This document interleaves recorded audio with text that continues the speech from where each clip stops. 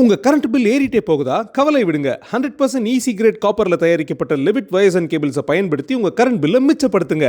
என்றென்றும் நம்பிக்கையுடன் Levit cables and wires. HiQE campus NEET crash 2026 revision attack. எங்க teachers உங்க டைம்ல இந்தியா ரேட்ல. உடனே ஜாயின் பண்ணுங்க. வெறும் ரூபாய் 4720 மட்டுமே. சோஷியல் மீடியா பக்கம் திரும்பினாலே அந்த படத்தோட ட்ரெய்லரோட ஃபீவர் தான் எங்க பார்த்தாலும் இருக்கு. மாசா கிளாஸா? மாசு கிளாஸு எல்லாம் மிக்ஸ் பண்ண, அதாவது வந்து விஜயோடைய அக்மார்க் படம் சூப்பராக இருந்துச்சு ட்ரைலரு. எனக்கு தெரிஞ்சு நான் அரை மணி நேரத்தில் பார்க்கும்போது ஒரு 4 மில்லியனோ 5 மில்லியனோ தாண்டி பயங்கரமான வைரல் ட்ரைலர் வந்து பெரிய எதிர்பார்ப்பை உண்டு பண்ணியிருந்துச்சு. இது விஜயோட கடைசி படம்னும் போது ஒரு பெரிய எக்ஸ்பெக்டேஷன் வேறு, பயங்கரமான எக்ஸ்பெக்டேஷனு. சினிமா அப்படின்னா விஜய் தான் கில்லி, அதில் ஒன்றும் சந்தேகமே கிடையாது. இந்த ட்ரைலர் வந்த ஒரு பாருங்களேன், ஒரு 1.5 மணி நேரத்துக்குள்ளே கிட்டத்தட்ட 10 மில்லியன் வியூஸு அதையும் தாண்டி போகும் போல் அந்தளவுக்கு வந்து ஒரு பெரிய க்ரேஸு அது விஜய்க்கு இருக்குது. ஸோ இந்த படத்தில் கொஞ்சம் சேஞ்ச் பண்ணி ஐ எம் கம்மிங்னு வச்சுருக்காரு. எதை குறிப்பிட்டு சொல்கிறாரு? அரசியல் தான், எல்லாமே அரசியல் தான். இது வரைக்கும் பார்த்தீங்கன்னா ஐ எம் வெயிட்டிங்னு சொல்கிற டைலாக் இல்லை. அனிருத்தை பொறுத்த வரைக்கும் நல்ல விறுவிறுன்னு பிஜிஎம் போட்டுருக்காரு. சமீபத்தில் அனிருத் வந்து கொஞ்சம் சரியில்லை அப்படின்ற விமர்சனங்கள்லாம் வந்துச்சு. ஆனால் இந்த படத்தை பொறுத்த வரைக்கும் பார்த்தீங்கன்னா எக்ஸ்ட்ராடனரியாக பிஜிஎம் போட்டுருக்காரு. நிச்சயமாக அது பெரிய கலெக்ஷனாக இருக்கும் தம்பி, அதில் எந்த விதமான சந்தேகம் இல்லை. ஆகாயம் தமிழ் நேயர்களுக்கு வணக்கம். இன்னைக்கு நம்ம கூட ஆஸ்கார் மூவிஸ் ப்ரொடியூசர் திரு பாலாஜி பிரபு அவர்கள் இருக்காங்க. வணக்கம் சார். வணக்கம். எப்படி இருக்கீங்க? நல்லா இருக்கேன் சார். ஒட்டுமொத்த திரையுலகமே எதிர்பார்த்துக்கிட்டு இருந்த அந்த நாள் தான் இன்னைக்கு ஜனநாயகன் படத்தோடைய ட்ரெய்லரு. சோஷியல் மீடியா பக்கம் திரும்பினாலே அந்த படத்தோடைய ட்ரெய்லரோட ஃபீவர் தான் எங்கே பார்த்தாலும் இருக்குது. ட்ரெய்லர் பார்த்தீங்களா? உங்களுக்கு எப்படி இருந்துச்சு? மாசா கிளாஸா? மாசு கிளாஸு எல்லாம் மிக்ஸ் பண்ண, அதாவது வந்து விஜயோடைய அக்மார்க் படம் சூப்பராக இருந்துச்சு ட்ரைலரு. எனக்கு தெரிஞ்சு நான் அரை மணி நேரத்தில் பார்க்கும்போது ஒரு 4 மில்லியனோ 5 மில்லியனோ தாண்டி இருந்துச்சு. ஹாஃப் அன் ஹவரில் அவ்வளோ ரீச் வந்து வரல. ஆமாம், ஒரு நிமிஷத்துக்கு 1 லட்சம் வியூஸ் போயிருந்துச்சு. 30,000 லைக்ஸ்க்கு போயிருந்துச்சு யூடியூப்பில். ஸோ இப்போ கிட்டத்தட்ட எனக்கு தெரிஞ்சு ஒரு மணி நேரத்துக்கு மேலே ஆயிடுச்சு. எனக்கு ஒரு 5 மில்லியன் 6 மில்லியன் கிராஸ் பண்ணியிருக்கோன்னு நான் நினைக்கிறேன். அப்படிதான் இருக்கு. பயங்கரம் நேரத்தில் 10 மில்லியன் இருக்கும். நிச்சயமா 10 மில்லியன் கூட கிராஸ் பண்ணியிருக்கோம். பயங்கரமான வைரல் ட்ரைலர் வந்து பெரிய எதிர்பார்ப்பை உண்டு பண்ணிருந்துச்சு. இது விஜயோட கடைசி படம்னும் போது ஒரு பெரிய எக்ஸ்பெக்டேஷன் வேறு, பயங்கரமான எக்ஸ்பெக்டேஷனு. சினிமா அப்படின்னா விஜய் தான் கில்லி, அதில் ஒன்றும் சந்தேகமே கிடையாது. இந்த ட்ரைலர் வந்த ஒரு பாருங்களேன், ஒரு 1.5 மணி நேரத்துக்குள்ளே கிட்டத்தட்ட 10 மில்லியன் வியூஸு அதையும் தாண்டி போகும் போல் அந்தளவுக்கு வந்து ஒரு பெரிய க்ரேஸு அது விஜய்க்கு இருக்குது. ஸோ ட்ரைலரை பார்க்கும்போது பயங்கரமான அடிதடி வெட்டு குத்து ஆக்ஷன் படமாக தான் இருக்க போகுது, அதில் எந்த சந்தேகம் கிடையாது. விஜய் வர சீன்ஸ் எல்லாம் பார்த்திங்கன்னா தெறிக்க விடுறாரு, வேறு மாதிரி இருக்கார். விஜயோடைய பர்ஃபார்மன்ஸு, விஜயோட லுக்கு, ஸ்டைல் எல்லாமே ரொம்ப எக்ஸ்ட்ராடினரியாக இருக்குது. பல படங்களில் நம்ம விஜயை பார்த்துருக்கோம், ரசிச்சிருக்கோம். இதுக்கு முன்னாடி தெரியல வந்து போலீஸ் ஆஃபீஸராக நடிச்சிருந்தார். இந்த படத்துலையும் போலீஸ் ஆஃபீஸராக தான் வராருன்னு நினைக்கிறேன். ஸோ அந்த மாசான விஜயை நம்ம வந்து ட்ரைலரில் பார்க்க முடியுது. 2 மணி நேரம் 52 செகண்டில் அதை எப்படி சொல்கிறது, தெறிக்க விடுற மாதிரி ஒரு எக்ஸ்ட்ராடினரியான ட்ரைலராக இருக்குது. இந்த படம், கடைசி படம் ஜனநாயகன், என்ன மாதிரியான கதை அப்படிங்கிற ஒரு எதிர்பார்ப்பு வந்து ரசிகர்கள்கிட்ட இருந்துச்சு. இது ஆல்ரெடி பார்த்திங்கன்னா பகவந்த் கேசரி அப்படிங்கிற தெலுங்கு படத்தோட ரீமேக் தான் சொன்னாங்க. படத்தை பார்த்தா அது அப்படி தான் தெரியுது, ரீமேக் மாதிரி தான் தெரியுது. ஏன்னா அதில் வந்து பாலையாவோட பொண்ணாக வந்து ஸ்ரீலீலா நடிச்சிருப்பாங்க நினைக்கிறேன். குட் டச் பேட் டச் பற்றி தான் பேசியிருப்பாங்க. ஸோ இதுலேயுமே பார்த்திங்கன்னா குட் டச் பேட் டச் பற்றி தான் படம் சொல்லுது. ஸோ மமிதா பைஜு அவங்க வந்து பார்த்திங்கன்னா விஜயோட பொண்ணாக வர்றாங்க இந்த படத்தில். விஜய்க்கு வந்து இந்த இடத்துல ஒரு ஒய்ஃப் இருக்காங்களா அப்படின்னா அப்படி எதுவும் காட்டலை. ஸோ ஒரு கஷ்டப்பட்டு ஒரு பொண்ணை வளர்க்குறாரு. அந்த பொண்ணுக்கு ஒரு கொடுமை நடக்குது, அநீதி நடக்குது, உடல் ரீதியான துன்புறுத்தல் தான் நினைக்கிறேன். ஸோ அந்த பொண்ணு வந்து அதிர்ச்சியாக எழுறாங்க அந்த படத்தில், அப்பா அப்படின்னு கற்று எழுறாங்க. ஸோ அதை நோக்கி தான் விஜய் வந்து நகர்றாரு. அது எப்படி அந்த அந்த அந்த பொண்ணுக்கு நடந்த அநீதியை வந்து கண்டித்து போகும்போது எப்படி இது அரசியல் களத்துக்குள்ளே வருது, எப்படி இந்த படம் ட்ராவல் ஆகுதுங்கிறது தான் கதையாக இருக்குங்கிறது இந்த ட்ரைலரை பார்த்தா நல்லா தெரியுது. மொத்தத்தில் இந்த ட்ரெய்லரையும் நீங்கள் சொன்னதை வச்சு பார்க்கும்போது முழு படத்தை பார்த்த மாதிரி ஒரு ஃபீல் கொடுக்குது. ஏன்னா ட்ரெய்லரில் பார்க்குறப்போ எல்லா சீன்ஸ்லேயும் குறிப்பாக ஃபைட் சீன்ஸ் இல்லாத அந்த செட்டே கிடையாது. ஏன்னா அந்த அளவுக்கு ட்ரெய்லர் ஃபுல்லாக ஃபைட் சீன்ஸ் இருக்குது. இவ்வளோ ஃபைட் சீன்ஸ் படத்தில் இருக்குது. ஸோ இதை பற்றி எப்படி பார்க்குறீங்க? இல்லை விஜய் ஆக்ஷன் பண்ணால் எப்போவுமே எல்லாருமே ரசிப்பாங்க. விஜய் ஆக்ஷன் ஹீரோ தானே, விஜய் ஒரு மாசான ஆக்ஷன் ஹீரோ தானே. அதனால் விஜய் பண்ணுற ஆக்ஷன்ஸ் எல்லாம் எப்போவுமே ரசிக்க தான் செய்வாங்க. இதில் விஜய் நிறைய டயலாக் பேசுகிறார், அரசியல் வசனங்கள் நிறைய பேசுகிறார். அதாவது உங்களை அரசியல் பண்ண சொன்னால் நீங்கள் கொலைன்னு பண்ணிட்டு இருக்கீங்களான்னு சாட்டை எடுத்து அடிக்கிற மாதிரி எல்லாம் காட்சிகள்லாம் இருக்குது. ஸோ அதெல்லாம் பார்க்கும்போது அந்த அரசியலுக்கு வந்ததுக்கப்புறம் விஜய் பேசுகிற அரசியல் படமாக இது இருக்குது. விஜய் முழுக்க அது அரசியல் பேசியிருப்பாரோன்னு ஒரு டவுட் இருந்துச்சு மக்களுக்கு. ஆனால் இதில் விஜய் அரசியல் பேசியிருக்கார். அதே நேரத்தில் பார்த்திங்கன்னா ஒரு குடும்பத்தோட கனெக்ட் ஆன ஒரு சென்டிமெண்ட்டு, ஒரு ஃபைட்டு, ஒரு அதிரி புதிரியான ஒரு ஒரு படமாக இது நிச்சயம் இருக்குங்கிறது தெரியுது. ஒரு ஃபேமிலி ட்ராமா, ஒரு குடும்பத்துக்குள்ளே தான் அந்த படத்தை சொல்லியிருக்காங்க. ஸோ மொத்தத்தில் இந்த படம் அப்படின்னா இது விஜயினுடைய கடைசி படம். இந்த விஜய் இதில் பேசியிருக்க அரசியல்னு ஒன்று இருக்குது பார்த்தீங்களா, அது பெருசாக சென்றடையணுங்கிறதுனால தான் இப்போ ஜனவரி இந்த படத்தை ரிலீஸ் பண்ணுறாங்க. மே மாதம் எலெக்ஷன் வரப்போகுது. ஸோ இந்த படத்தில் விஜய் பேசுகிற அரசியல் அது மக்களுக்கு போய் சேரணும் அப்படின்னு தான் இந்த படத்தை இப்போ ரிலீஸ் பண்ணுறாங்க. நிச்சயமாக அது மக்களுக்கு போய் சேரும். ஏன்னா விஜய் அந்த அளவுக்கு பெரிய ரசிகர்கள் கூட்டம் இன்றைக்கி இருக்காங்க. அந்த கூட்டம் தொடர்ந்து படத்தை பார்த்தாங்கனாலே படம் பெரிய ஹிட் ஆயிரும். இந்த படத்தில் பிரகாஷ்ராஜ் அரசியல்வாதியாக வந்திருக்காரு. பிரகாஷ்ராஜை பொறுத்த வரைக்கும் பார்த்தீங்கன்னா அக்மார்க் அரசியல்வாதி, பல படங்களில் அரசியல்வாதியாக வந்திருக்காரு.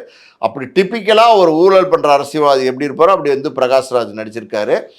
இது இல்லாமல் பார்த்தீங்கன்னா பாபி தியோல் வில்லனாக நடிச்சிருக்கிறாரு. அவருடைய பெர்ஃபார்மன்ஸ் எக்ஸ்ட்ராடினரியாக இருக்குது. ஸோ மொத்தத்தில் பார்க்கும்போது எப்படின்னா இது ஒரு ஃபயர் மாதிரி ஒரு கதை. அதாவது ஆரம்பத்துலேருந்து முடிவு வரைக்கும் அதிரி புதிரியாக இருக்க போகுது அப்படிங்கிறது இந்த ட்ரைலரை பார்த்தாலே தெரியுது. சார், இப்போ நான் அந்த கொஸ்டின் தான் கேட்குறேன்னு நினச்சேன். ஏன்னா பாபி தியோல் கேரக்டரு ட்ரெய்லர் ஃபுல்லாக நம்ம பார்த்த விஷயங்களில் முக்கியமாக இந்த 3 பேரை சுற்றி தான் கதை நகர்ற மாதிரி, விஜய், மமிதா பைஜு, பாபி தியோல். அதில் பாபி தியோலோட கேரக்டர் உண்மையில எக்ஸ்ட்ராடினரியாக மேக் பண்ணியிருக்காங்களோன்னு தோணுது. ஏன்னா அவர் வர்ற சீக்வன்ஸ் எல்லாமே ஹீரோக்கு ஈக்குவலாக வில்லன் மாதிரியே அந்த அளவுக்கு செட் பண்ணியிருக்காங்களா சார்? ஆமாம், இது நீங்கள் ஆடியோ ரிலீஸில் பேசினார்ல மலேசியாவில், அதாவது உங்களுக்கு ஒரு பலமான எதிரிகிட்ட மோதுனீங்கன்னா தான் நீங்கள் பலசாலிங்கிறத நிரூபிக்க முடியும்னு பேசினார்ல. அது டயலாக்காக மட்டும் இருந்துட்டால் சரியாக வருமா? அப்போ அது ஆக்ஷனாக அப்போ காட்டணும், அது படத்தில் தான் காட்ட முடியும். அப்படின்னும் போது இவர் அவர் ஒரு பலமான எதிரிகிட்ட மோதினா தானே அந்த வெற்றி அவருக்கு முழு வெற்றியாக இருக்கும். அதை இந்த படத்தில் நல்ல ஒரு ஹெஃப்டியான ஒரு பலமான ஹீரோவாக காமிச்சிருக்காங்க பாபி தியோவில். பொதுவாகவே பார்த்தீங்கன்னா ஒரு ஹீரோ ஒருத்தரோட மோதுறார் அப்படின்னா அங்கே அந்த எதிரி ரொம்ப பலசாலியாக இருக்கணும். அப்போ தான் அந்த படமே ரொம்ப கிரிப்பாக இருக்கும். அப்படி ஒரு படமாக இது இருக்கணும் இல்லையா? இது கடைசி படம் இல்லை, இது ஏப்பசாப்பையாக எடுத்தால் நல்லா இருக்காதுல்ல. அதனால் அது ஒரு அதிரி புதிரியான ஆக்ஷன் படம், அதில் எந்த விதமான சந்தேகம் இல்லை. விஜய் ஆக்ஷன் பண்ணுறார் அப்படின்னும் போது எல்லாருமே ரசிக்க தான் செய்வாங்க. அது இல்லாமல் இதில் பார்த்தீங்கன்னா நீங்கள் பார்த்தீங்கனாலே தெரியும், இந்த 2 நிமிஷம் 52 செகண்ட்லேயே பார்த்தீங்கன்னா கலவர பூமியாக இருக்கிற மாதிரி அதிரி புதிரி ஆக்ஷன் சொல்லுவாங்கள்ல, வெட்டு குத்து அப்படி இப்படின்னு ஒரே மாசு தான். அது அனிருத்தோடைய பேக்ரவுண்ட் மியூசிக் வேறு பார்த்தீங்கன்னா அதுக்கேற்ற மாதிரி பயங்கர ஸ்பீடாக பண்ணியிருக்காரு. ஸோ மொத்தத்தில் இது நான் சொன்ன மாதிரி பார்த்தீங்கன்னா விஜயோடைய கடைசி படம் பெரிய என்டர்டெயின்மெண்ட் பண்ணக்கூடிய படமாக இருக்கும். விஜய் அவர்களுடைய சிக்னேச்சர் டைலாக் நம்ம எல்லாருக்குமே தெரியும். நிறைய படங்களில் ஐ எம் வெயிட்டிங்கிற டைலாக் வச்சிருப்பாரு. இந்த படத்தில் கொஞ்சம் சேஞ்ச் பண்ணி ஐ எம் கம்மிங்னு வச்சிருக்காரு. எதை குறிப்பிட்டு சொல்கிறாரு? அரசியல் தான், எல்லாமே அரசியல் தான். இது வரைக்கும் பார்த்தீங்கன்னா ஐ எம் வெயிட்டிங்னு சொல்கிற டைலாக்கு துப்பாக்கியில் இன்ட்ரோல் பிளாக்ல வர டைலாக்கு அது பயங்கரமான வைரலான டைலாக். சொல்லப்போனால் விஜயினுடைய இன்ட்ரோல் பிளாக் டைலாக்லேயே அதுதான் எக்ஸலண்ட்டான டைலாக். ஒரு இன்ட்ரோல் பிளாக்னா அந்த மாதிரி ஒரு டைலாக்கோடு முடிக்கும் போது தான் அது அடுத்து என்ன பண்ண போகிறார், ஐ எம் வெயிட்டிங்கிறாரு அப்படிங்கிற ஒரு எக்ஸ்பெக்டேஷனை க்ரியேட் பண்ணிச்சு. ஐ எம் கம்மிங் அப்படின்னா நான் வர்றேன், அரசியலுக்கு வர்றேன், நான் வரேன்டா, நான் இருக்கேன்டா அப்படிங்கிற மாதிரியா ஐ எம் கம்மிங்னு சொல்லியிருக்காரு. ஸோ அது எல்லாமே மொத்தத்தில் இந்த படத்தில் விஜய் பேசுகிற எல்லா டைலாக்குமே அரசியலோட கனெக்ட் பண்ண டைலாக் தான். நீங்கள் இது ஒரு நடிகனுடைய படம் அப்படின்னு மட்டும் பார்த்துட்டு வெளில வந்தீங்கன்னா அது ஒரு கமர்ஷியல் படம், மாஸ் படமாக தெரியும். இது விஜயினுடைய கடைசி படம், அரசியலுக்கு வந்ததுக்கப்புறம் வர படம். அப்படின்னும் போது அவர் பேசுகிற எல்லா டயலாக்குமே குறிப்பாக அவருடைய ரசிகர்கள் அவருடைய அரசியல் நகர்வுகளோட கனெக்ட் பண்ண தான் செய்வாங்க. அப்படி கனெக்ட் பண்ணும்போது தியேட்டரில் உட்காந்து படத்தை பார்க்கும்போது அது எப்படி சொன்னால் டபுள் பூஸ் பம்ப்ஸாக இருக்கும். அது வேறு மாதிரியான ஒரு என்ஜாய்மெண்ட்டாக இருக்கும். அது ஒரே ஒரு விஷயம் மட்டும் தெளிவாக தெரியுது, என்னென்னா இந்த படம் விஜயினுடைய ரசிகர்களுக்கு மிகப்பெரிய ட்ரீட்டாக இருக்கும். அவர் பேசுகிற ஒவ்வொரு வசனமும் அனல் பறக்கிற வசனமாக இருக்கும் அப்படின்னு நிச்சயமாக தெரியுது இந்த ட்ரைலர் பார்த்தாலே. Okay sir. இப்போ சமீபத்தில வினோத் அவர்களோட இன்டர்வியூ பார்த்திருக்கிறதுல இந்த படம் பகவந்த் கேசரியோட ரீமேக் அப்படின்னு கேட்கிறது அவர் ஆமான்னு சொல்ல முடியாது, இல்லன்னு சொல்ல முடியாதுங்கிற மாரி சொல்லியிருப்பாரு. விஜய் ரசிகர்கள் கடைசி படத்து மீது ஒரு எக்ஸ்பெக்டேஷன் இருக்கும். இந்த மாரி கதை அம்சம் இருந்தா நல்லா இருக்கும்னு. ஆனா எதுக்கு பகவந்த் கேசரி படத்தையே ரீமேக் பண்ணி எடுத்திருக்காங்க? ஒரே ஒரு விஷயம் தெரிஞ்சுக்கணும் தம்பி, இது கடைசி படம்னும் போது இது ஆல்ரெடி வெற்றி படம். பகவந்த் கேசரியை பொறுத்த வரைக்கும் அது பாலையா நடித்த தெலுங்கில் மிகப்பெரிய வெற்றி படம். அந்த படத்தினுடைய மையக்கரு ஒன்று இருக்குது பார்த்தீங்களா, அந்த குட் டச் பேட் டச், ஒரு பெண்ணுக்கு நடக்கிற ஒரு கொடுமை, அந்த பகவந்த் கேசரியோட மகளுக்கு நடக்கிற ஒரு கொடுமை, அந்த மைய கதையை தான் இதுக்குள்ளே கொண்டு வந்திருக்காங்க. அந்த மைய புள்ளியை வச்சுக்கிட்டு இதில் நகர்த்தின அந்த கதை நகர்ற விதம் இருக்குது பார்த்தீங்களா, அது விஜய்க்கா எப்படி படம் இருக்கணுமோ, விஜய் ரசிகர்கள் எப்படி பிடிக்கணுமோ அப்படி தான் படம் நகர்ற மாதிரி காமிச்சிருப்பாங்க. ஸோ முழு கதையும் அப்படியே அச்சசலாக எடுத்து வச்சிருப்பாங்களா அப்படின்னா பண்ணியிருக்கவே மாட்டாங்க, பண்ணுறதுக்கு வாய்ப்பே கிடையாது. இது ஏற்கனவே பகவந்த் கேசரி பல பேர் பார்த்துருப்பாங்க. அதுவும் இல்லாமல் இப்போ இந்த படம் விஜய் நடிக்கிறது பகவந்த் கேசரி தான் தெரியும் போது அதுக்கப்புறம் நிறைய பேர் பார்த்துருப்பாங்க. ஸோ பார்த்தவங்களாம் இதை பார்க்கும்போது பார்த்தீங்கன்னா அது வேற இது வேறங்கிற மாதிரி ஒரு தோற்றம் இருக்கிற மாதிரி கொண்டு வந்திருப்பாங்க படத்தை. அந்த மைய புள்ளி அது இருக்குது. ஆனால் இது விஜய் படமாக இருக்கும், விஜய்க்கான ஆக்ஷன் படமாக, விஜய்க்கான ஃபேமிலி படமாக, விஜய்க்கான என்டர்டெயின்மெண்ட் படமாக இருக்கும். Okay sir. இப்போ ட்ரெய்லர் பார்த்ததுக்கப்புறம் படத்தோட ஓப்பனிங் எந்த மாதிரி இருக்க போகுதுன்னு உங்களோட பார்வையில் சொல்லுங்கள். படத்தோட ஓப்பனிங்கை பொறுத்த வரைக்கும் பார்த்தீங்கன்னா எனக்கு ஒரு ஃபேமிலிக்குள்ளே தான் முதல்ல கனெக்ட் பண்ணி கொண்டு வருவாங்கன்னு நினைக்கிறேன். விஜய் அவருடைய மகளை பார்த்தீங்கன்னா ரொம்ப தைரியமாக வளர்க்குறாரு. டைலாக்லாம் வருது பார்த்தீங்களா, தைரியமாக இருக்கணும் ஒரு பெண் அப்படிங்கிறாரு. ஆர்மியில் அந்த மகளை சேர்த்து விடணும்னு ஆசைப்படுறாரு. அப்போ ஒரு பெண் குழந்தைய ஆர்மியில் சேர்த்து விடணும் அப்படின்னா அந்த அளவுக்கு அந்த பெண்ணை தைரியமாக வளர்த்துருக்காருன்னு அர்த்தம். அந்த அளவுக்கு அவர் ஒரு பெண்ணை ஒரு வீரமுள்ள மங்கையாக மாற்றணும்னு ஆசைப்படுறாருன்னு அர்த்தம். அப்படிப்பட்ட பெண், அவரால் வளர்க்கப்பட்ட செல்லமான பெண்ணுக்கு ஏற்படுற அநீதி அதை தட்டி கேட்குறார் அப்படின்னு தான் இதுலேருந்து தெரியுது. ஸோ மொத்தத்தில் நீங்கள் அப்படி சுற்றி எப்படி சுற்றி வந்தாலும் இது ஒரு கமர்ஷியல் படம், இது ஒரு மசாலா படம். இது பார்த்தீங்கன்னா இந்த மாதிரி படங்கள் தான் விஜய் மாதிரி நடிகர்கள்ட்ட ஆடியன்ஸ் எதிர்பார்ப்பாங்க. அந்த கனெக்டை இது கொடுக்கும். ஸோ நீங்கள் சொன்ன மாதிரி பார்த்தீங்கன்னா ஓப்பனிங் ஒரு ஃபேமிலி ட்ராமாவாக தான் இருக்கும். ஆனால் இதுக்குள்ளே விஜய் ஒரு இந்த மகளுக்கு நடந்த அநீதியை தட்டி கேட்க உள்ள நுழையிறாருல, அந்த பிளாக் வரும்போது யாரா இந்த விஜய் அப்படின்ற ஒரு பிளாக் நிச்சயமா இருக்கும். அது வேற மாதிரியான ஒரு 15 நிமிஷம் 20 நிமிஷம் வந்தா கூட அது வேற மாதிரி ஒரு அனுபவத்தை கொடுக்கும் விஜயுடைய படத்திலேயே. அதுக்கப்புறம் இவர் பண்ண போற ஆக்ஷன்ஸ் தான் இந்த படத்தினுடைய கதை. Okay sir. இப்போ ட்ரெய்லரில் அனிருத் அவர்களோட பிஜிஎம் எந்த அளவுக்கு இருந்துச்சு? இல்லை, அனிருத்தை பொறுத்த வரைக்கும் நல்ல விறுவிறுன்னு பிஜிஎம் போட்டிருக்காரு. சமீபத்தில் அனிருத் கொஞ்சம் சரியில்லை அப்படின்ற விமர்சனங்கள்லாம் வந்துச்சு.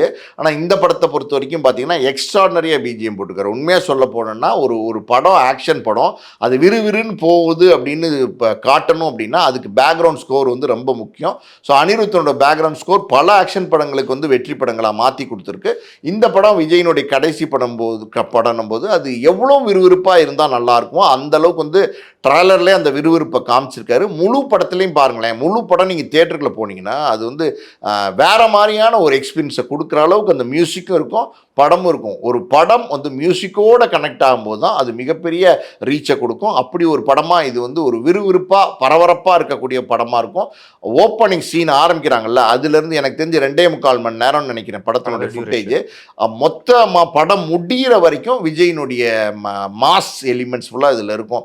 விஜயினுடைய பாட்டு இருக்கும், விஜயினுடைய பஞ்ச் டைலாக் இருக்கும், விஜயினுடைய ஆக்ஷனு, லுக்கு, வாக்கு, ஸ்டைலு, விஜய் எந்தெந்த கோணத்தில் ரசிகர்கள் கிளாப் பண்ணி என்ஜாய் பண்ணுவாங்களோ, விசில் அடித்து என்ஜாய் பண்ணுவாங்களோ, அதில் எல்லா பூம்ஸ் மூமெண்ட்டும் இதில் நிச்சயமாக வச்சுருப்பாங்க. அதை தவறுவிட்டுருக்கவே மாட்டாங்க. Okay sir. இப்போ படத்தோட பாக்ஸ் ஆஃபீஸ் கலெக்ஷன் எந்த அளவுக்கு இருக்க போகுது சார்? நிச்சயமாக அது பெரிய கலெக்ஷனாக இருக்கும் தம்பி, அதில் எந்த விதமான சந்தேகம் இல்லை. ஆனால் அது அடுத்த நாளே பராசக்தி வருதுன்னும் போது தமிழ்நாட்டில் மட்டும் பார்த்தீங்கன்னா அந்த கலெக்ஷன் ட்ராப் ஆகிறதுக்கான வாய்ப்பு இருக்குது. இருந்தாலும் பார்த்தீங்கன்னா இதை மிகப்பெரிய வெற்றி படமாக மாற்றணும். இது விஜயினுடைய லாஸ்ட் படம்னால அந்த ரெக்கார்டு ஒன்று இருக்குது பார்த்தீங்களா, இதுக்கு முன்னாடி அந்த ரெக்கார்டை விஜய் தான் உடைச்சிருக்காரு, ரஜினி தான் உடைச்சிருக்காரு. 2 பேருக்கு தான் சரிசமமான போட்டி. அந்த 2 ரெக்கார்டு தான் இப்போ மேன்மையாக இருக்குது. அதை விஜய் முறியடிக்கணும். ஒரு வேறு மாதிரியான ஒரு ரெக்கார்டை நம்மளே கிரியேட் பண்ணணும். இந்த சினிமா துறையில் நம்மளோட கடைசி படம் அப்படிப்பட்ட ஒரு படமாக இருக்கணும், ஒரு பிளாக் பஸ்டர் ஹிட்டாக இருக்கணும். கலெக்ஷனில் ரெக்கார்டை உடைக்கணும். இது வரைக்கும் தமிழ் சினிமாவில் இருக்கிற ரெக்கார்டெல்லாம் உடைக்கணும்னு தான் அந்த படத்தை எடுத்திருக்காங்க. அது நிச்சயம் நடக்கும். ஏன் தெரியுமா, ஒரு பெரிய எதிர்பார்ப்பை கிரியேட் பண்ணியிருக்கு. கடைசி படம் அப்படின்னு ஒரு வார்த்தை இருக்குது பார்த்தீங்களா, அது வந்து அதாவது விஜயோட ரசிகர்கள் அவங்க இனிமே நம்ம தலைவரை வந்து படத்தில் பார்க்க முடியாது, இனிமே இதான் கடைசி பாட்டு, இதே கடைசி ஃபைட்டு, இதான் கடைசி பஞ்ச் டைலாக் அப்படின்னும் போது ரிப்பீட் மோடில் படத்தை பார்ப்பாங்க. பொதுமக்களே பார்த்தீங்கன்னா இந்த கடைசி படம் எப்படி இருக்கும் அப்படின்னு பார்க்கறதுக்காண்டி தியேட்டருக்கு வருவாங்க. இன்னொரு பக்கம் பார்த்தீங்கன்னா அரசியலுக்கு விஜய் வந்துட்டதுனால இந்த அரசியல்வாதி விஜய் என்னவா இந்த படத்தில் வந்து சொல்லியிருக்காரு, அவர் சொல்கிற அரசியல் கருத்துக்கள் வந்து போய் சேருமா மக்கள்கிட்ட அப்படின்னு அரசியல்வாதிகளும் பார்க்கறதுக்கு ஆசைப்படுறாங்க. மொத்தத்தில் இது வந்து எல்லாருக்கும் ஒரு எக்ஸ்பெக்டேஷனை கிரியேட் பண்ணியிருக்கு. இன்னைக்கு விஜய் வந்து தமிழ் சினிமாவில் தவிர்க்க முடியாத சூப்பர் ஸ்டார், நம்பர் 1 ஸ்டார் அப்படின்னும் போது அவருடைய கடைசி படம் போது நிச்சயமாக ஒரு பெரிய எதிர்பார்ப்பை கிரியேட் பண்ணியிருக்கு.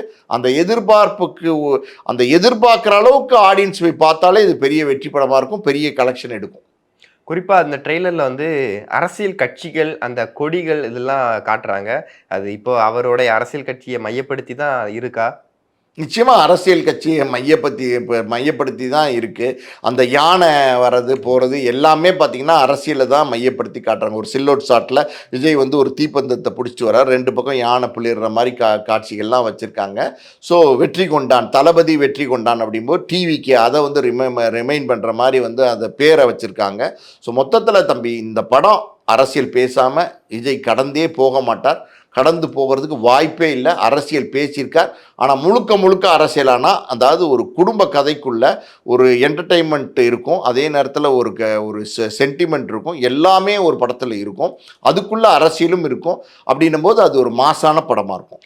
ஓகே சார், இப்போ ரீசெண்டாக சமீபத்தில் ஒரு நியூஸ் வந்து படத்தை வந்து சென்சாருக்கு அனுப்பி அவங்க தரப்பில் இன்னும் சர்டிஃபிகேட் கொடுக்கல மாதிரி ஒரு விஷயம் இருக்குது. இது எந்த அளவுக்கு உண்மை? இல்லை, சென்சாருக்கு அனுப்பிச்சிருக்காங்க, நிறைய கட்ஸ் கொடுத்துருக்காங்க. எனக்கு தெரிஞ்சு பார்த்தீங்கன்னா 64 இடத்துல பார்த்தீங்கன்னா இந்த படத்துக்கு கட்ஸ் கொடுத்துருக்காங்க ஜனநாயகனுக்கு. அது காரணம் என்னென்னா வயலன்ஸ் வந்து ரொம்ப ஓவராக இருக்குது. நீங்கள் ட்ரைலரை பாருங்களேன், 2 மணி நேரம் 52 செகண்ட்லேயே பயங்கர வயலன்ஸ் நீங்கள் ட்ரைலர் பாருங்களேன், 2 நிமிஷம் 52 செகண்ட்லேயே பார்த்தீங்கன்னா அவ்வளோ வயலன்ஸ் இருக்குது. அப்படி இருக்கும்போது படம் முழுக்க பார்த்தீங்கன்னா ரத்தம் தெறிக்குது, எல்லா பக்கமும் அருவாள் வெட்டு குத்து தான் இருக்குது, அதனால் ஓவர் வயலன்ஸாக இருக்குது அப்படின்னு சொல்லி வந்து சென்சாரில் நிறைய இடங்களில் கட் கொடுத்துருக்காங்க 64 இடத்துல. ஸோ அது வந்து டேரக்டரும் அந்த சென்சார் போர்டு ஆஃபீஸரும் பேசுவாங்க. பொதுவாக பார்த்தீங்கன்னா இந்த இடத்துல இந்த காரணத்துக்காண்டி வச்சுருக்கேன், இந்த இடத்துல இந்த காரணத்துக்காண்டி வச்சுருக்கேன் அப்படிங்கிற விளக்கங்களை வந்து இயக்குனர் வந்து சென்சார் போர்டில் சொல்லுவாங்க. சென்சார் போர்டு அது ஏற்றுக்கிட்டாலும் சரி ஏற்றுக்காட்டாலும் சரி 9ஆம் தேதி வந்து ரிலீஸ் தேதி அனௌன்ஸ் பண்ணதுனால எது எப்படி இருந்தாலும் அந்த கட்ஸ் எல்லாம் அக்செப்ட் பண்ணிட்டாங்கன்னா யூஏ சர்டிஃபிகேட் தான் கொடுக்க போகிறாங்கன்னு சொல்கிறாங்க. யூஏ சர்டிஃபிகேட் வாங்கிட்டு படத்தை ரிலீஸ் பண்ணிடுவாங்க. குறித்த தேதியில் வந்து சென்சார் சர்டிஃபிகேட்டும் கிடைக்கும், குறித்த தேதியில் வந்து படமும் ரிலீஸ் ஆகும். ஓகே சார், கண்டிப்பாக ஜனநாயகம் ட்ரெய்லர் பற்றி நிறைய விஷயங்கள் இன்ட்ரெஸ்டிங்காக ஷேர் பண்ணீங்க. தேங்க்யூ. நன்றி. உங்க கரண்ட் பில் ஏறிட்டே போகுதா? கவலை விடுங்க. 100% ஈசி கிரேட் காப்பர்ல தயாரிக்கப்பட்ட லெவிட் வயர்ஸ் அண்ட் கேபிள்ஸை பயன்படுத்தி உங்க கரண்ட் பில்லை மிச்சப்படுத்துங்க. என்றென்றும் நம்பிக்கையுடன் Levit cables and wires. Hi QE campus NEET crash 2026 revision attack. எங்க டீச்சர்ஸ் உங்க டைம்ல இந்தியா ரேட்ல. உடனே ஜாயின் பண்ணுங்க. வெறும் ரூபாய் 4720 மட்டுமே.